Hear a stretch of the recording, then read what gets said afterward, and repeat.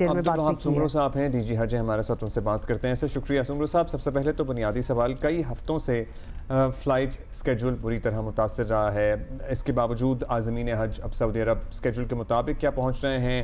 अब सब कंट्रोल में हैं या अभी भी कुछ है बैकलॉग आपका? जी थैंक यू वेरी मच।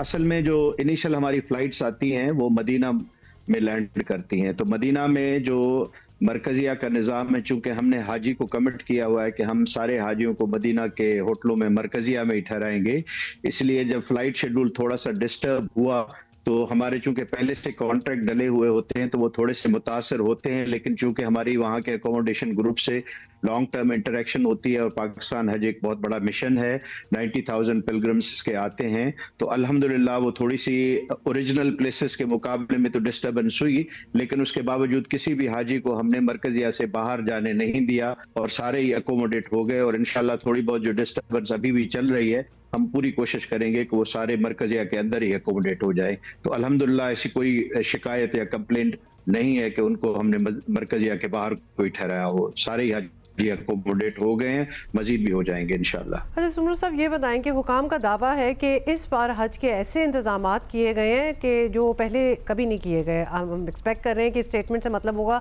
कि ज़बरदस्त हुए हैं, तो क्या अलग हो रहा है इस दफ़ा, और ये यकीन क्यों है कि आज़मीन को कोई तकलीफ नहीं होगी, जो कि वी होप के ना हो, लेकिन किया क्या आप लोगों ने?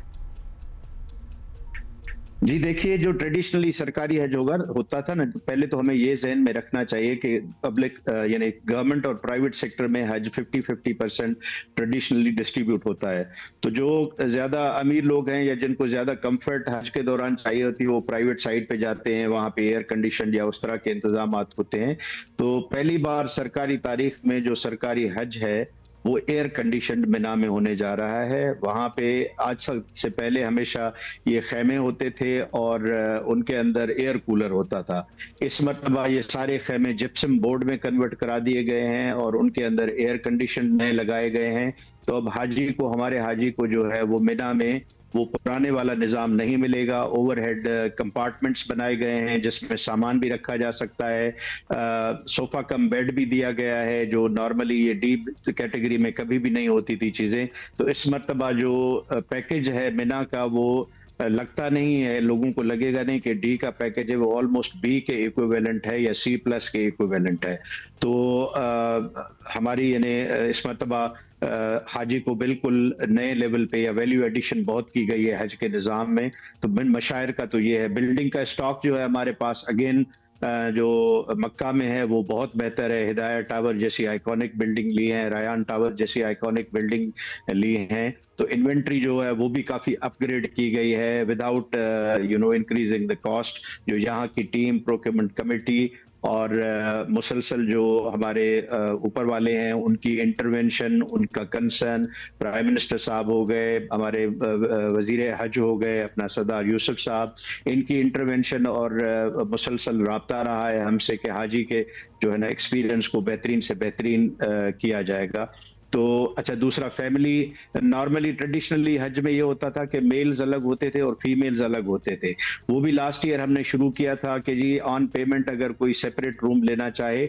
इस मरतबा जो 2 और 3 बेडरूम के लोग जो डिजायर करते हैं उनको तो एडिशनल कॉस्ट होती है, लेकिन हमने खुद इनिशिएटिव लेके मैक्सिमम फैमिलीज को अकोमोडेट किया है, बजाय अलग-अलग रखने के। कुछ थोड़ा सा परसेंटेज हाजी का है जहां पे नेचुरल ग्रुप नहीं बन पाते, फैमिली नहीं बन पाती, तो वहां पे मेल्स और फीमेल्स को अलग रखा जाता है।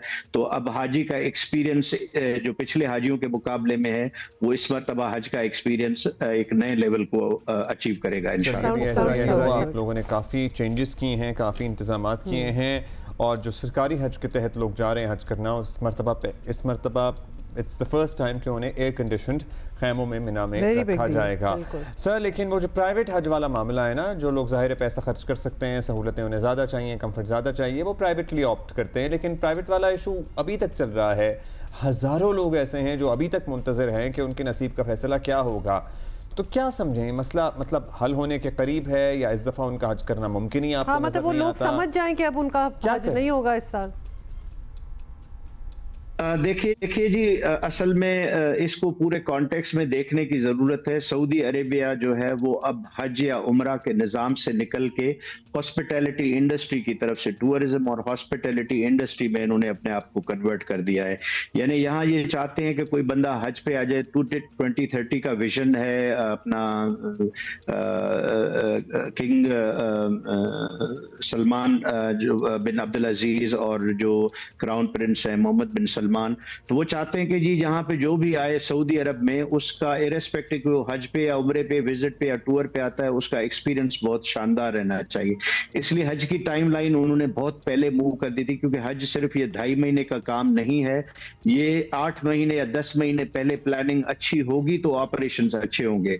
और वो जब टाइमलाइन जल्दी मूव किए गए तो उसमें प्राइवेट सेक्टर नॉन पेमेंट की वजह से पीछे रह गया और वक्त पे जो है कॉन्ट्रैक्ट नहीं कर सका। और ये सिर्फ हमारा प्राइवेट सेक्टर नहीं है, इंडिया का, नाइजीरिया का, कुछ और मुल्कों का यूनिवर्सली जो प्राइवेट सेक्टर है वो अफेक्ट हुआ है।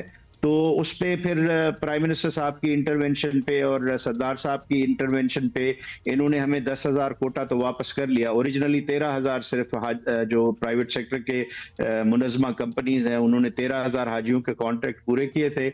फिर इन कोशिशों से 10,000 का कोटा मजीद दिया गया और उसके बाद जो है वो कुछ कंडीशन थी जिन मुनज़्ज़मा ने वो पूरी की। उसके बाद फिर बाकी इन्होंने, हमने अपील भी की है। रिसेंटली मेरा खत भी आपको एक मंजर आम पे नजर आया होगा। हमने उनसे अपील भी की है कि अब मेहरबानी करें इस मरतबा यानी कर दें, क्योंकि ये मुनज़्ज़माओं से ज्यादा उन हाजियों का मसला है जिन्होंने उम्मीद लगाई हुई थी, आस लगाई हुई थी। पता नहीं उसमें कितने एजेड लोग हैं, खुदा बेहतर जानता है। उम्मीद पे ही रहें या क्या करें? एग्जैक्टली, अगर एक उनको रिक्वेस्ट किया था और वो अभी तक उन्होंने कोई हामी नहीं भरी तो इट्स टू लेट।